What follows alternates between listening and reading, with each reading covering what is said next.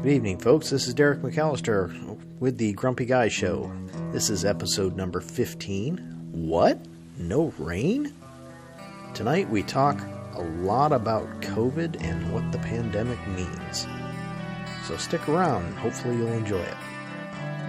Good evening, everybody. Welcome to another episode of the Grumpy Guy Show. I'm Derek McAllister. And I'm Ryan McAllister.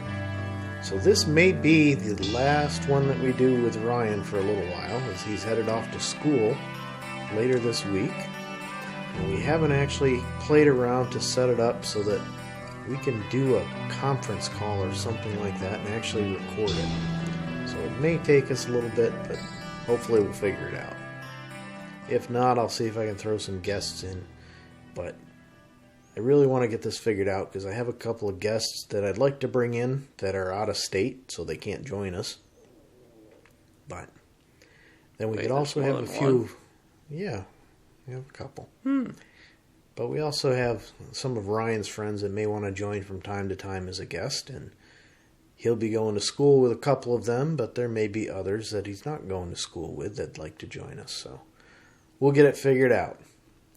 But in the meantime, we got a couple of topics tonight, because Ryan's been busy getting everything ready for school. He doesn't have any, so may end up being a little bit of a short episode tonight, but we'll see what happens, because you never know what's going to happen once I get going, and maybe Ryan will bring us off on some tangents.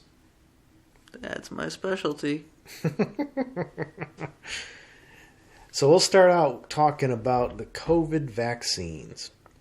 Ooh. So now we have one of the three main ones has been approved by the FDA. Good for them. So part of what that means... Now the anti-vaxxers don't really have an excuse. Well, they have to come up with a new one. That's some of it. You know, because they're going to come up with excuses. They will. But the problem I have is some of these anti-vaxxers are just anti-COVID vaxxers. Mm-hmm. You know, they've got all their other shots. How do you know they have all their other shots? Well, because they went to school. Mm-hmm. Public schools, which means they had to have all their shots. Some of them have gone to college, which also means they've had shots, because you have to have certain shots to go to college. That even goes back to when I was in college. So it's not like it's something new for these requirements. But here's the real problem that I have with it. It's not so much that they don't want to get vaccinated. At this point, I still feel that's your choice. Go ahead. Don't get vaccinated. I'm fine with that. But the problem is the idea of boosters. They're pushing and pushing and pushing boosters all of a sudden. Oh, everybody needs a booster shot. Okay, well, maybe we do. But you know what? We're a very wealthy country. We bought almost all of the vaccine that was available. Question. What is the booster shot exactly? I've heard about it, but I'm not exactly sure what it is. So the booster shot is just... It's the same exact vaccine that you got before. Mm-hmm. So I don't know how that'll work for somebody like myself who got the Johnson & Johnson vaccine, because they keep saying, oh, the third shot. Well, I only had one.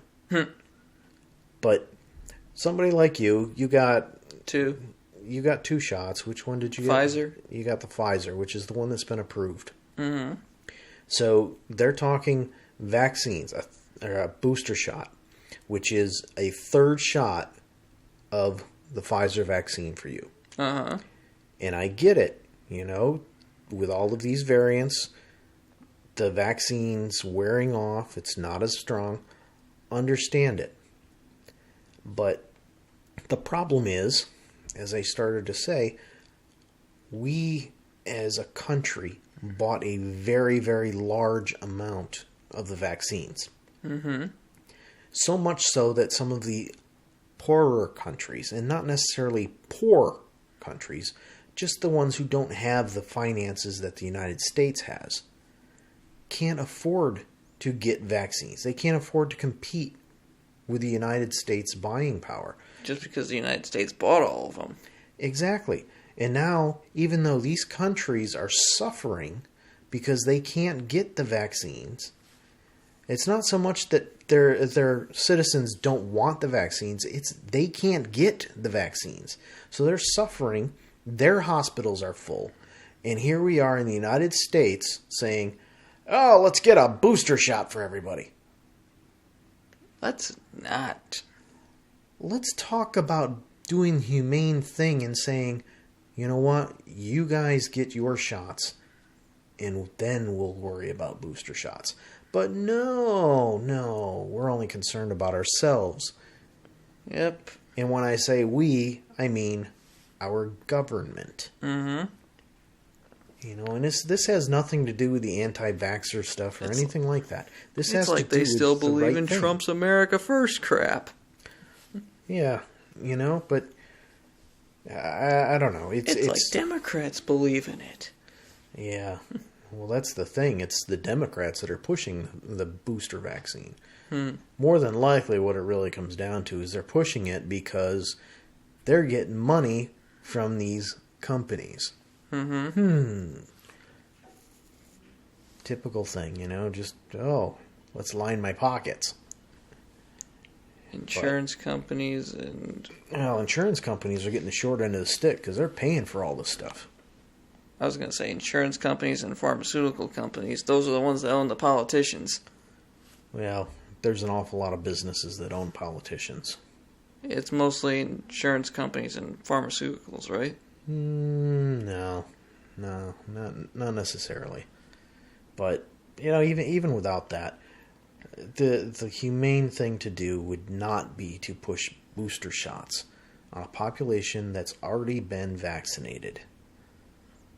But the issue then becomes, yes, the anti-vaxxers, because, you know, now somebody like us, who are fully vaccinated, we've got to worry about people who are not getting vaccinated and whether or not they're going to give us something because they've already got it and don't know it.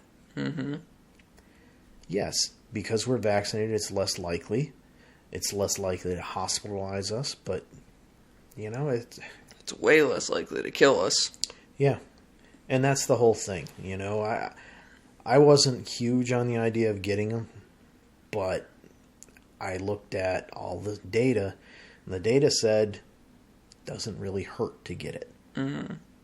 So, okay, doesn't cost me anything, doesn't hurt to get it. Why not? And be done with it. I just did it just because why not? Well, with you going to college... at a state school means you don't have a choice anymore. True.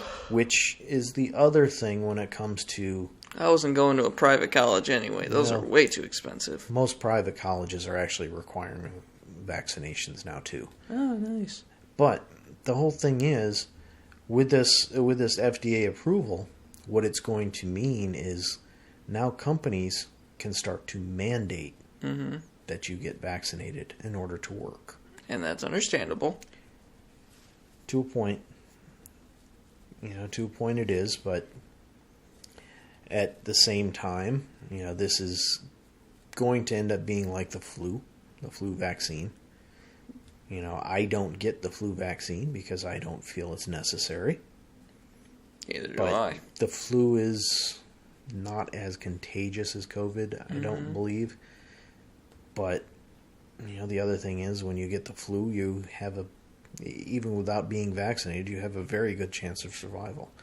Where with this, if you get COVID, your chances of survival aren't nearly as good as they are with the flu. However, aren't flu symptoms stronger than COVID symptoms, though? The problem is they're the same. And that's the problem with most things like that, most viruses. The symptoms are so similar that it's hard to tell what you have without actually being tested. So, who the hell knows? You know, it's... I don't know. You know, at some point, we have to let the human body kind of build up its own immune system. Mm-hmm. Is it going to happen with COVID? Well, probably not in my lifetime, just as it hasn't with the flu. But, time will tell. But they can't. There's no way that the United States is going to deal with mandated booster shots on a yearly basis for COVID. Mm-hmm. Because right now, companies that do mandate the flu shot, they sometimes struggle getting people to work for them, because some people just don't want a vaccine that's not really proven. And I'm sorry, but the flu vaccine, to me, it just isn't proven. I agree. It's not. And of course, some of the other issue too, and it goes back to those people who are against getting this vaccine, is we don't know the actual numbers as far as the death rate caused by COVID. Mm-hmm. You see that people go in the hospital, but how many of those people are surviving? How many of those people are actually going home? You don't hear about that. All you hear about is the death toll is climbing. And yeah, we've talked about that before. But well, duh. Yeah, I mean, the death toll is never going to go down. Mm-hmm. Just, it can't. Yeah. The rate at which people die once they get it can go down, but that's all that can happen. And I'm pretty sure, I imagine that it's going down now. It is going down, and that's because they found that, again, people who have been vaccinated and fully vaccinated, if they do get it, they tend to not get as sick, and they tend to not need hospitalization, which is a huge thing, just because, yes, hospital beds are getting filled up. Mm-hmm. That's a fact. But, we've got to see exactly how it all plays out.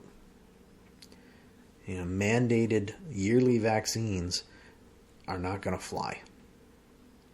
Early childhood vaccinations such as polio, measles, mumps, rubella, that stuff's, that's, you get a series of shots and you're done for life. You don't get, annual booster shots of it. Yeah. So with COVID, that's kind of where it seems that they're leading to, is mandated booster shots, and it's just not going to work. Mm-hmm. And I think it not working will go beyond just the United States. I think it'll end up going to other countries saying, no, had enough. Especially since, now everybody, we got a large percentage of the population vaccinated, and then we said, oh, hey, okay, go ahead, no masks. Oh, wait a minute, no, we got to take that back. You should wear masks. Mm-hmm. It's not going to be long before it goes back to you have to wear masks all the time, which is something that we have to get you before you go to school are a couple of masks, because you're going to be in a county that has mandated it in buildings. I mean, I have a mask. Well, at any rate, that's not something for here, but we'll make sure that you have them, and even if they decide no, you don't need to wear them anymore, you still have it. You can still wear it. But I probably won't. Yeah, and part of that's because you wear glasses, and it's difficult because your glasses fog up. Understandable. A better word for it would be annoying. Yeah. Than difficult. Yeah, I could see that.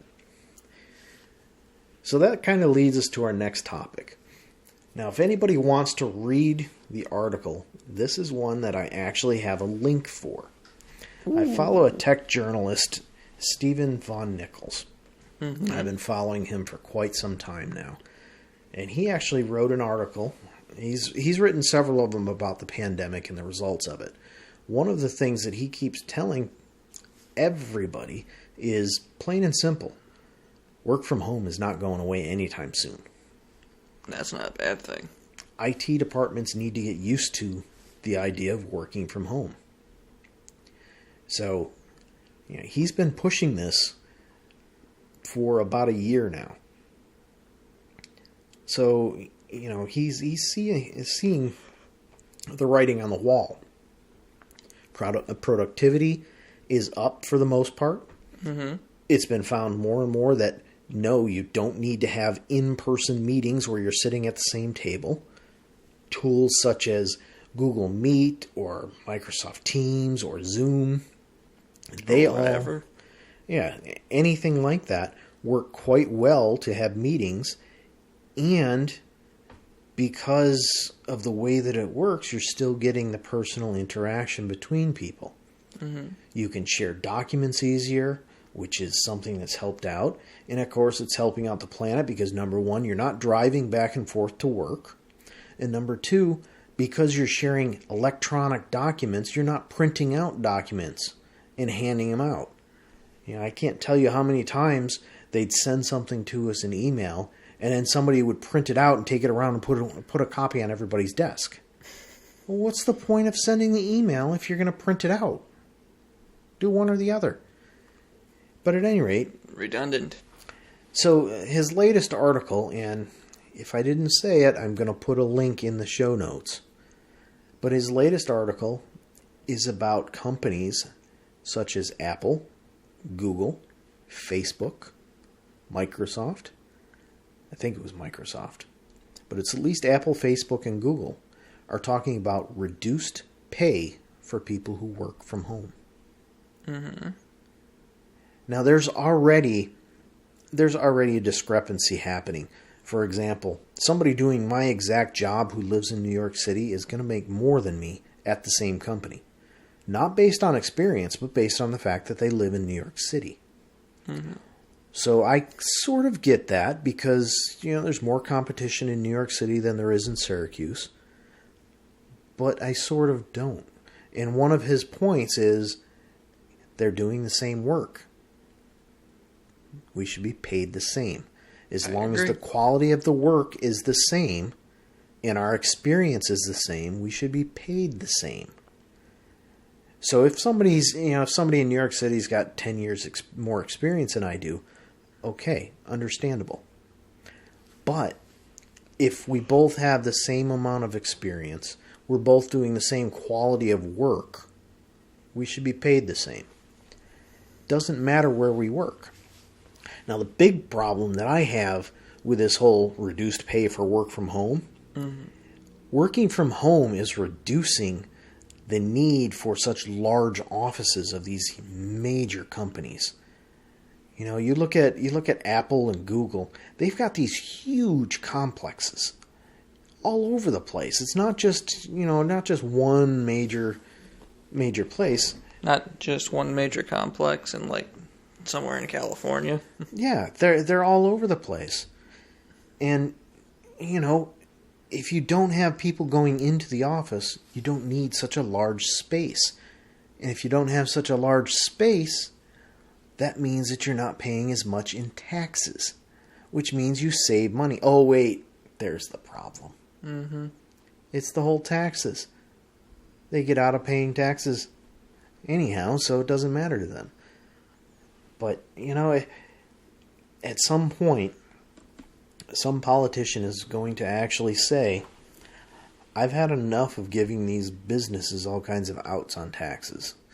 But, at any rate, beyond that, it's just ridiculous. The idea that because somebody is comfortable and more productive working from home, you're going to pay them less because they're not coming into the office.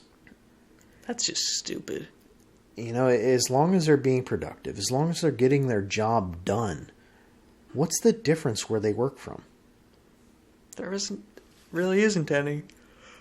Unless it's a job that you have to physically touch things. Manufacturing job. Get that. Completely understand that. But they have to be in the building for that. Or something in IT. You have to be in the building to maintain the network. You can maintain the software portion of it remotely, but if a wire breaks, you've got to be in there to fix it, to replace it. So I don't get the concept of, let's cut it back. Nope, we don't want them. We're not going to pay them as much. It's just ridiculous. It is. It's not like they're paying any more or less for internet, whether they're in the building or not. They're still paying for the data to be moved back and forth because hardly any server is on the same premise as the office anymore. It's always someplace else, which means every time you access the software, it remotely connects. So you're using data across your internet service, which means you're paying for it no matter what. So it doesn't matter if it's coming through a VPN from somebody's house into your facility and then moving around in there. It's still going to be the same amount of data going in and out. So I find it utterly ridiculous that they're doing this stuff. And the worst part is, it's these huge companies. These companies that are worth trillions. Apple, Google, Facebook. Yeah. I mean, these companies, they're not hurting for money. And they probably... I'm not going to say that they probably never will, but... It's very unlikely that they're going to anytime soon. Mm-hmm. It's not going to happen anytime soon, no. I highly doubt that it's going to happen in your lifetime. Mm-hmm. And that's the whole thing. Unless the government breaks up big tech like some politicians have been wanting to, but they probably will never do.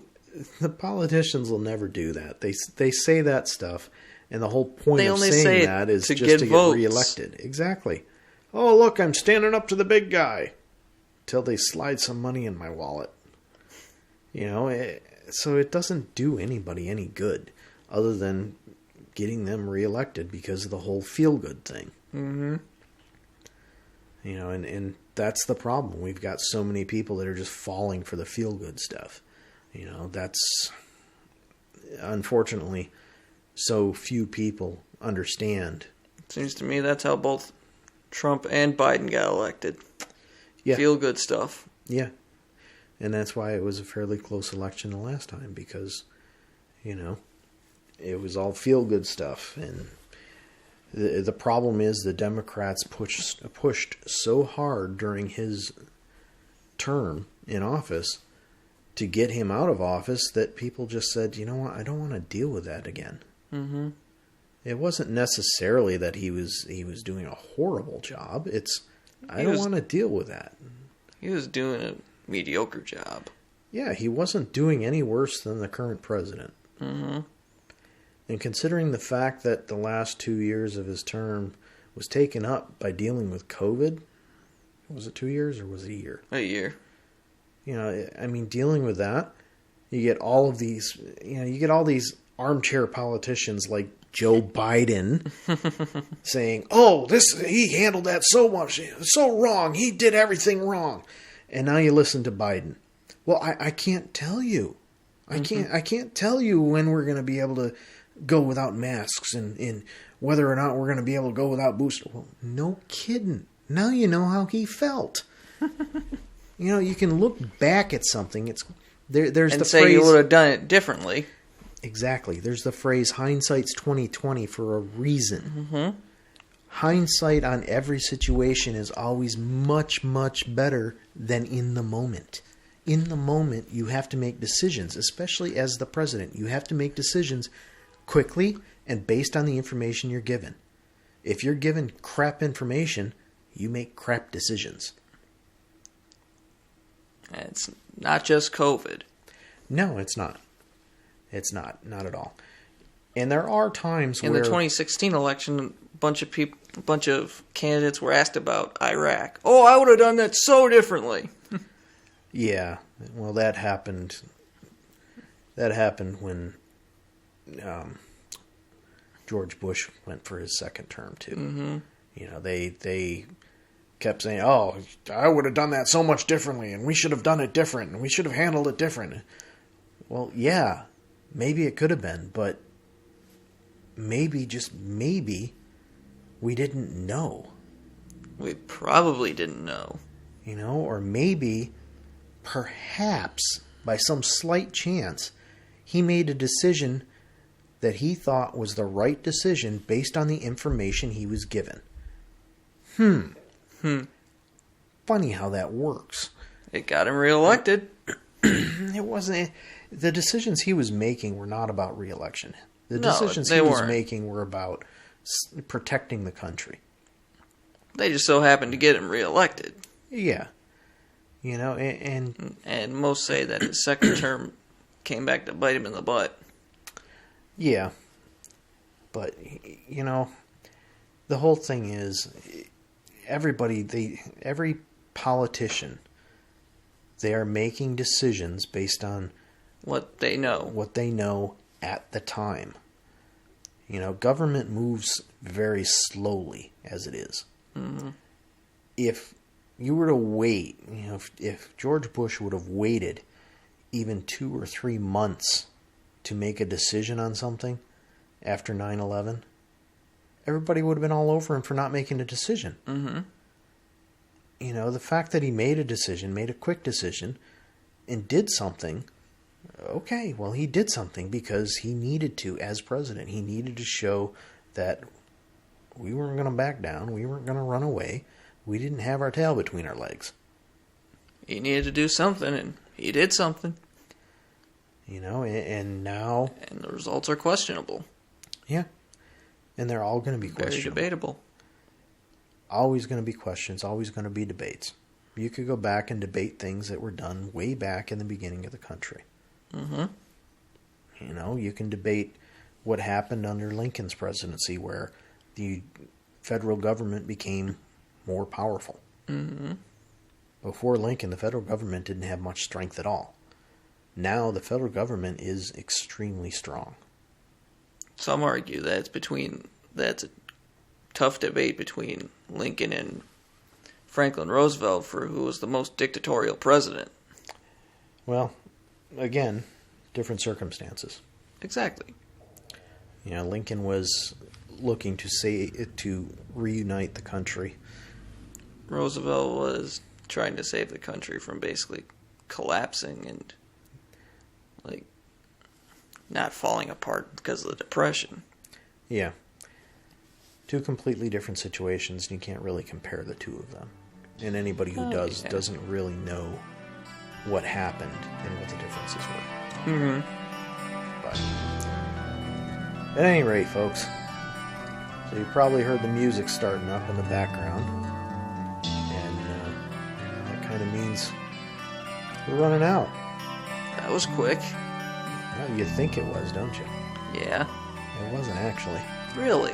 Well, we're about at our 30 minutes. So Tangents work again. yeah, it wasn't really too far off though. Kind of stuck right along. Closer to the topic than usual. Yeah, much closer. All right, folks. Good night. See ya.